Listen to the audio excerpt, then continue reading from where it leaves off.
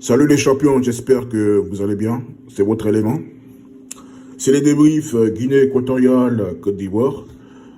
Tout d'abord, la compo, je ne l'ai pas trouvée bonne. Franchement, j'avais beaucoup d'incertitudes au niveau de certains joueurs, de leur capacité à pouvoir être performants. Première période, on commence très fort avec un pressing de Sangaré et de Gradel. Ensuite, il y a une petite espèce de cafouillage de la défense. Et on voit Gradel qui surgit, qui met un extérieur pied droit magnifique, hein, qui laisse aucune chose au gardien. Là, je me suis dit, ah bah c'est bon, on a marqué tout, donc on va dérouler. Bah, c'est vrai, contre les éléphants, ils retombent encore dans leur travers. Rien de nouveau sur le soleil. Hein. Ils se relâchent, ils tombent dans cette facilité. La possession de balle, elle est stérile. Hein. Voilà, on n'a pas d'occasion concrète. Ensuite, on voit Ghislain Conan centré Sangaré met une tête qui passe au-dessus, voilà, des cages, hein, voilà. Ensuite encore, une autre percée encore de Ghislain Conan, qui fait un petit pont, qui élimine facilement son vis-à-vis. Ensuite, il s'emmène les pinceaux, il a voulu faire une passe entrée, mais il n'était pas lucide. Je sais pas en fait s'il a perdu sa lucidité parce qu'il était lancé. Voilà, il aurait pu bien s'appliquer et peut-être qu'à l'air aurait pu être décisif. Côté équato-guinéen, il y a un centre, je crois venu de la gauche, et heureusement que Maïga est attentif. Voilà, il intercepte, voilà, il gêne l'équato-guinéen, il intercepte.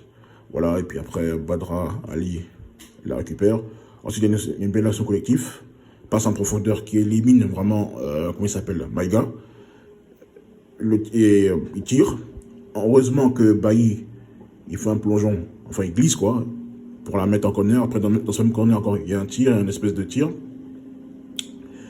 Et heureusement on arrive aussi à la dégager parce que c'était une balle chaude. Ensuite encore, toujours sur le côté droit, qui est en souffrance. C'est un joueur équatorien qui élimine Maïga et qui centre. Heureusement que Badrali fait une claquette. Et après on réussit à la dégager. Voilà, c'était vraiment chaud. Il y a des séquences, des fois, c'est souvent limite. Hein. Ensuite, il y a un centre côté équatorien de la gauche. Il y a, heureusement encore que Bailly est là, il a fait un gros match. Hein. Il plonge, il dégage la tête. Il y avait aussi un côté guinéen, il a réussi à gagner son duel. Ensuite, il y a cette affaire de pénalty. Franchement, tous les joueurs à pénalty, on va pas se mentir. Pour moi, il y a pénalty vu que la main elle est indiscutable. Après, d'autres types pour le micro, bon, pour moi, ça aussi, ça a été un tournant. Ensuite, en deuxième période, côté ivoirien, côté équato-guinéen, ils ont vraiment déroulé, ils ont bien joué, ils ont vraiment ils ont appuyé sur l'accélérateur, ils ont vu qu'ils n'étaient pas inquiétés, donc ils ont été vraiment au-dessus. En plus, je trouve que c'est honteux parce que la plupart des joueurs, des joueurs équato-guinéens, pour montrer une bonne partie, qui jouent dans des divisions inférieures du côté d'Espagne, et vraiment, ils ont joué égal, quoi. Ils ont même été au-dessus même des éléphants. Donc, on voit Maïga qui tacle, mais il se met, voilà, l'attaquant équatorien le met dans le vent. Ensuite, je crois qu'il centre, je crois un truc comme ça. Et je vais dire quoi déjà? Simon Deli, il arrive à sauver cette balle-là. Il prend le dessus sur Emmanuel Nsoué. Après, il y a encore un flash bizarre. Puis après, on voit le gars, bon, je sais pas comment il a pu rater ça. Vraiment, la finition, elle va le revoir. Heureusement qu'elle passe à côté. Ensuite, il y a aussi le face-à-face, aussi décisif. On voit, je crois que c'est une passe en profondeur d'un défenseur équato-guinéen pour Emmanuel Nsoué. Je crois aussi que Simon Deli, je crois qu'il veut faire un amorti, mais il se loupe. Je sais pas s'il peut le faire, vraiment. Mais en tout cas, belle inspiration d'Emmanuel Nsoué, mais après, il fait un peu du pied. Je trouve que c'était léger. Heureusement, Badrali est décisif sur ce coup-là. Moi, quand je voyais l'action, je me suis dit, ah, c'est bon, il va égaliser. Heureusement que Badrali il a été solide. Côté ivoirien, on voit je me rappelle d'une occasion, Bailly pour Kessié qui voit l'appel de Sangaré qui décale sur le côté droit, Cornet qui essaie de dribbler. Après, il est attaqué par les défenseurs et les défenseurs se couchent et il réussit à le contrer. Voilà, et après il dégage la balle. En tout cas, c'était une belle prise à deux. Voilà. Je pense qu'il a pu faire mieux, franchement. Il n'a pas été vraiment inspiré. Ensuite, Je me rappelle aussi d'un rush solitaire de Gislain Conan, qui passe de joueur, qui met un caviar. Voilà, une belle passe, parce qu'il voit Nicolas Pepe qui fait un appel. Il décale sur le côté droit, mais il a vraiment complètement dévissé sa frappe. Nicolas Pepe a dévissé sa frappe. C'est ça, je me suis dit, mais le gars, t'es pas attaqué. Contrôle, frappe, quoi. C'est pas possible. Tu peux pas te permettre d'être aussi catastrophique en finition. Ça, j'ai pété un plomb quand il a fait ça. J'ai pété un plomb. Ensuite, on voit une occasion encore de Séridier qui remet à Sangaré. Sangaré passe en profondeur. Là aussi, Nicolas Pepe manque de lucidité, hein, je trouve. Parce que son tir, je trouve qu'il manque de conviction. C'est pas un tir puissant. Voilà, ça manquait de conviction, ça manquait. J'ai pas senti de détermination. Ensuite, il y a un pressing. Hein. Ça, c'est la dernière action. Un pressing de Sangaré qui remet à Zaza, qui fait mine, qui blague le défenseur, qui le met dans le vent, fan de frappe. Il croise trop sa frappe. Et on s'arrête là. Hein. Ça, c'est la dernière action que j'ai pu. Ensemble, ça a été un match moyen, très moyen de la part des éléphants. Bon, d'aucuns me diront oui, on n'a pas eu de match de préparation, mais bon. C'est pas une excuse valable, hein, si on était un peu plus réaliste. Voilà quoi. Et puis, le Météo, je trouve qu'il est trop défensif. Il faut mettre un numéro 10. Enfin, je le dis depuis pratiquement 2015. Hein. Voilà, mi-2015. On peut pas dire début. Depuis mai 2015, les coachs se sont succédés. Ils sont capables de nous trouver un 10. T'as Jérémy Boga. Bon, c'est vrai qu'il n'était pas sur la feuille de match, mais t'as Ahmed Junior. Profites-en, en fait. À un moment donné, on va pas se coltiner 3 milieux défensifs, 3 milieux à vocation défensive contre la modeste équipe de la Guinée équatoriale. À un moment donné, ils sont sérieux. Ça va être quoi contre l'Algérie? Il va bétonner encore une défense à 5. Ce entraîneur Baumel, pour moi, c'est une escroquerie. Il est là pour sursever, en fait. Il est là juste parce qu'il a été adjoint d'Hervé Renard, mais c'est pas de garantie. Le gars, il est entraîné à Zambie. Il a entraîné aussi le Maroc olympique. Un échec. Donc ce n'est pas que la Côte d'Ivoire, qui engage des joueurs à fort potentiel, qui va faire quelque chose. Il a même réussi cet exploit de nous éliminer de la CAN. Enfin, pardon, du mondial 2022. Enfin, au moins, ces bricolages injustifiés nous privent de playoffs. Quand tu mets Marcel Cornet, qui est un mauvais latéral, j'ai toujours dit, il n'a pas de niveau pour être latéral, il est mieux aidé. Alors que Tassel Kama qui a été bon au match précédent contre le Mozambique.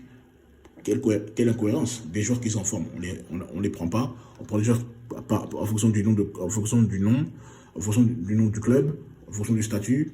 C'est pas la peine. Tu vas prendre ces joueurs qui ont moins de 10 clubs, moins de 10 matchs dans les jambes depuis le début de la saison. À un moment donné, c'est fatigant. Voilà. Voilà, avec une équipe plus forte en face, je pense qu'on se faisait humilier. Voilà, heureusement que le penalty n'a pas été sifflé, sinon je pense qu'on ne gagne pas ce match dans tous les cas. On ne méritait pas de gagner ce match-là. Et voilà quoi. Franchement, si on joue aussi dégueulassement comme ça, on ne va pas faire l'enfer. Voilà. On tombe sur une grosse équipe, on va sauter, je vous le dis. Et ça sent l'élimination en 8e de finale. Moi, je vous dis dès le départ, hein, moi j'ai dit, franchement, sincèrement, je n'y crois pas. J'attendais cette équipe, je supportais. Comme un bon supporter Mazo, mais je n'y crois pas de cette seconde. Les gens pensaient qu'après l'élimination à la Coupe du Monde, il allait faire table rase et donner la chance à de nouveaux joueurs, mais en fait, on prend les mêmes et on recommence et on laisse pas voir un résultat différent. Il faut vraiment être fou pour croire à ce genre de choses. Donc, c'est mon avis sur ce match-là, un match à oublier, et il faut qu'on ose vraiment notre niveau du jeu si vraiment on veut au moins aller au dernier carré. Chose que je pense que c'est possible, mais avec un tel entraîneur, un mouilleur, qui passe son temps à bétonner le milieu de terrain et la défense. En tout cas, il faut pas s'attendre à grand chose. Voilà. On va passer maintenant au cas par cas. Badr Ali, honnêtement, j'étais très sceptique le concernant. En m'appuyant sur sa prestation contre le Burkina Faso au match amical du côté des Pimbe. Il ne m'a pas vraiment rassuré, mais là, franchement, il a fait un bon match. Il a été décisif, surtout, il gagne son face-à-face contre Emiliano Nsoué. Franchement, il a été bon tout au long du match, il était concentré, il n'a pas fait d'erreur. Et pour moi, bon, on peut le laisser titulaire, hein. Franchement, voilà. La défense, la charnière centrale. Eric Bailly, il a fait un gros match. Voilà, il a fait un gros match. Il a vraiment été décisif. Et en plus, il couvrait. Heureusement qu'il était là parce que s'il n'était pas là, je pense pas qu'on gagne ce match-là. Voilà, il a fait une top performance. Ça a souligné. Quand c'est bon, il faut le dire. Donc, chose que je fais. Quand il est moyen, je critique, mais là, quand il est bon, il faut le dire. Voilà, top performance, rien à dire, qu'il continue ainsi. Et on espère retrouver, j'espère qu'il retrouvera son meilleur niveau. Voilà. Simon Deli, franchement, c'est souvent limite, il rate son amorti. C'est vrai qu'il a sauvé une balle chaude, mais pour moi, il ne me rassure pas. Je préfère Kosonou, qui est largement meilleur que lui. Donc, le match suivant contre la Sierra Leone, j'espère voir Kosonou. Parce que je sais pas, il n'est pas blessé, pourquoi il ne joue pas? Ça a été vraiment une anomalie pour moi. Voilà, donc Deli, Simon m'a jamais convaincu en sélection. Ça, c'est voilà. Ça, c'est pas un débat. Donc, voilà, je mettrai Kosonou. Gislain Conan, pour moi, c'est un match référence. C'est la première fois que je le vois autant impliqué et actif offensivement, parce que d'habitude, je le trouve plutôt timide. Bon, défensivement, il a toujours été bon. Mais là, offensivement, il était très bon. C'est vrai que faut qu'il puisse être plus lucide dans la dernière passe. Mais sinon, de son côté, rien à dire. Franchement, top performance. Il était très bon. Pour moi, il aurait pu même être l'homme du match, hein, parce que franchement, avec ce travail incessant, combien de fois il a fait des allers-retours, il fait des percées, il sert. Après, Pépé, il se loupe. Mais franchement, rien à dire. Hein. Il a été vraiment très bon. Maïga, pour moi, ça a été le point faible de cette équipe. Il a des erreurs de placement. C'est pas un latéral, je sais pas pourquoi on le met. On aurait pu mettre Kosonou côté droit. Pour ne pas dire à son poste. Franchement, j'ai vu à chaque fois que une brèche s'ouvrait, c'était toujours de son côté. Donc, et en plus, il faisait que Gradel est obligé de descendre pour l'aider. Parce que sinon, Gradel ne peut pas se projeter et puis laisser Maïga qui laisse des gros boulevards. En une, deux, trois passes, les Cotoguiniens avaient à transpercer notre défense. Donc, à un moment donné, bon, j'espère que, bon, je sais pas, enfin, moi, franchement, pour moi, il n'a pas de niveau pour l'équipe nationale. Voilà. Que ce soit au milieu de terrain, il n'a pas de niveau. Que ce soit au milieu latéral, il n'a rien à faire ici. Parce que je pense que des mecs comme Wilfried Sango, Kofi Kwao sont plus légitimes que lui. Et voilà, ils sont bien intrinsèquement. Mais bon, Baumel et ses choix incohérents, c'est pas nouveau. Au milieu de terrain, Franck Kessié, pour moi, vraiment, il était très moyen. Les gens vont dire, oui, mais il a eu mal à l'œil. On dirait qu'il a eu mal à l'œil tout le match. Non, il est préoccupé par son départ au Dumoulin AC. Non, on le met pas à son poste. Les gens ont toujours trouvé des excuses. Franchement, il faut être honnête. À part ce match contre le Ghana, deuxième période, contre Madagascar aussi, il a été très bon. Ça a été son match référence. Le match retour contre Madagascar. Il était bon contre l'Éthiopie, plus ou moins avec le Niger. Voilà, donc... et puis, vous mettez... Bon, pour moi, c'est pas match référence, mais bon, vas-y, vous mettez le match contre la Namibie, ou mettez au positif, même si on s'est fait dominer dans le jeu. Donc, 5 bonnes prestations à tout casser, sur 52 caps. Franchement, il faut que l'entraîneur fasse des choix, il faut le mettre sur le banc. Normalement, il ne doit pas être titulaire. Parce que Mika Seri, il a été très bon. C'est une masterclass, c'est son match référence. D'habitude, j'allume Mika Seri, mais là, il était bon. Il faut dire la vérité. Il a été très bon, offensivement et défensivement. À un moment donné, il se marche dessus parce que c'est des mecs de même profil. Mika Seri, c'est un relayeur pour moi.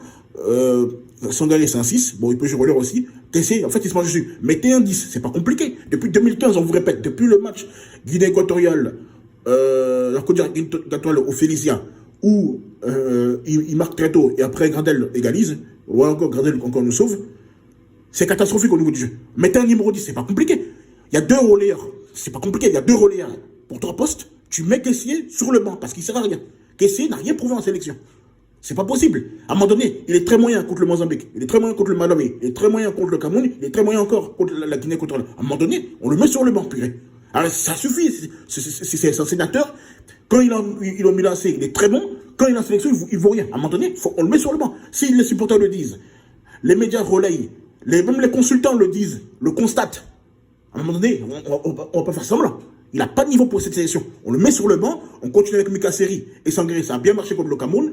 Voilà. Vous savez très bien que quand on met on met Kessié, on l'associe avec Mika Seri, ça n'a jamais marché. On a vu la CAN en 2007, c'était catastrophique. Ça ne marche pas. Donc vous mettez Kessié sur le banc. Il n'est pas le meilleur intrinsèquement. Il n'apporte rien. Il ralentit les jeux. Il est lourd. C'est bon. Il faut qu'on le mette sur le banc. Franchement, ça me fait péter un plomb. Il n'a pas de niveau. Allez, sur le banc. Ça, c'est pas un débat. Sangaré, il a été bon. dans la relance, c'est vrai que les milieux, ils ont perdu bon, quelques ballons, mais dans l'ensemble, Sangaré a été bon, il sert.